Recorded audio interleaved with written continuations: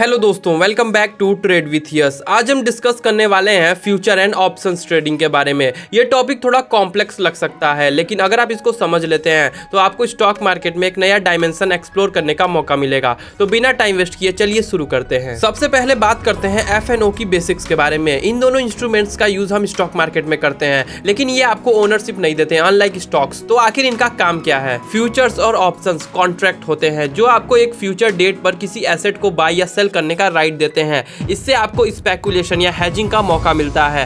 Future में आपको एक फिक्स डेट पर उस एसेट्स को बाय या सेल करना ही होता है, जबकि ऑप्शंस में आपको सिर्फ एक ऑप्शन मिलता है। जरूरी नहीं होता कि आप एक्सरसाइज करो। अब बात करते हैं फ्यूचर्स ट्रेडिंग की। फ्यूचर्स में आप एक कॉन्ट्रैक्ट खरीदते हैं या बेचते हैं जो कि एक स्पेसिफिक क्वांटिटी ऑफ एसेट्स को एक फ्यूचर डेट पर एक प्री डिसाइडेड प्राइस पर ट्रेड करने के लिए होता है। फॉर एग्जाम्पल, अगर आपको लगता है कि रिलायंस का स्टॉक प्राइस बढ़ने वाला है तो आप रिलायंस के फ्यूचर कॉन्ट्रैक्ट को बाई कर सकते हो। अगर आपका गेस सही हुआ तो आपको प्रॉफिट होगा और अगर नहीं हुआ तो लॉस। फ्यूचर्स का मेजर एडवांटेज ये है कि आपको पूरा पैसा अपफ्रंट नहीं देना पड़ता, सिर्फ एक मार्जिन अमाउंट देना होता है। यही मार्जिन आपका रिस्क होता है। अब समझते हैं ऑप्शंस ट्रेडिंग को। ऑप्शंस दो तरीके के होते हैं, कॉल ऑप्शंस और पुट ऑप्शंस। पहला आता है कॉल ऑप्शन। अगर आपको लगता है कि स्टॉक प्राइस बढ़ने वाला है तो आप कॉल ऑप्शंस बाई करते हो। ये आपको एक राइट देता है कि फ्यूचर में आप स्टॉक को प्री डिसाइडेड प्राइस पर खरीद पाओ। दूसरा है पुट ऑप्शन। अगर आपको लगता है कि स्टॉक प्राइस गिरने वाला है तो आप पुट ऑप्शंस बाई करते हो, जो आपको स्टॉक को फ्यूचर में प्री डिसाइडेड प्राइस पर बेचने का राइट देता है। ऑप्शंस का एडवांटेज ये होता है कि आपको सिर्फ प्रीमियम देना होता है।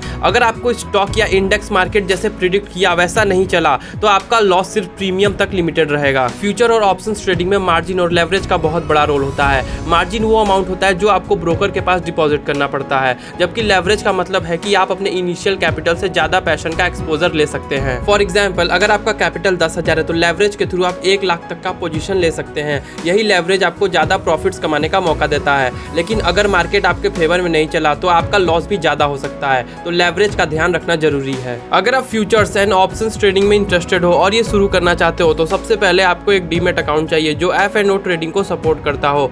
जीरोधा, आप स्टॉक जैसे ब्रोकर्स ये सर्विस प्रोवाइड करते हैं। एक और चीज ध्यान में रखनी चाहिए कि F&O ट्रेडिंग बिगिनर्स के लिए नहीं है। अगर आप नए ट्रेडर है तो सबसे पहले आपको मार्केट और उसके ट्रेंड्स को समझना होगा। पेपर ट्रेडिंग या डेमो अकाउंट के थ्रू प्रैक्टिस करना अच्छा आइडिया होगा। F&O ट्रेडिंग में दो मेजर रीजंस होते हैं, हेजिंग और स्पेकुलेशन। हेजिंग ये एक रिस्क मैनेजमेंट स्ट्रेटजी होती है। अगर आप ऑलरेडी किसी एसेट में इन्वेस्टेड हैं और उसके प्राइस फ्लक्चुएशन को हेज करना चाहते हैं तो आप फ्यूचर्स या ऑप्शंस का यूज कर सकते हैं। स्पेकुलेशन, इसका मतलब है मार्केट के फ्यूचर प्राइस मूवमेंट्स का प्रेडिक्शन करना और उससे प्रॉफिट कमाना। स्पेकुलेशन ज्यादा रिस्की होती है क्योंकि आपका पूरा ट्रेड मार्केट की मूवमेंट्स पर डिपेंड करता है। F&O trading high risk high reward game है। आपको लेवरेज का फायदा मिलता है, लेकिन अगर मार्केट अपोजिट डायरेक्शन में चला गया तो आपके लॉस भी एम्पलीफाई हो सकते हैं। दोस्तों, फ्यूचर एंड ऑप्शंस ट्रेडिंग एक पावरफुल टूल है, लेकिन ये सभी के लिए नहीं है। अगर आप मार्केट को समझने का टाइमिंग और पेशेंस रखते हो और आपको अपने लॉसेस को मैनेज करना आता है तो आप F&O ट्रेडिंग से अच्छा रिटर्न्स कमा सकते हो। लेकिन बिना नॉलेज के F&O में घुसना आपको नुकसान भी दे सकता है। तो अगर आपको लगता है कि आपका रिस्क एपेटाइट स्ट्रांग है तो फ्यूचर एंड ऑप्शंस ट्रेडिंग को एक्सप्लोर कर सकते हैं। अगर आपको ये वीडियो पसंद आई तो लाइक और सब्सक्राइब जरूर करें और अपने थॉट्स कमेंट में शेयर करें। मैं मिलता हूँ आपसे अगले वीडियो में एक और इंटरेस्टिंग टॉपिक के साथ। Till then keep learning and keep growing.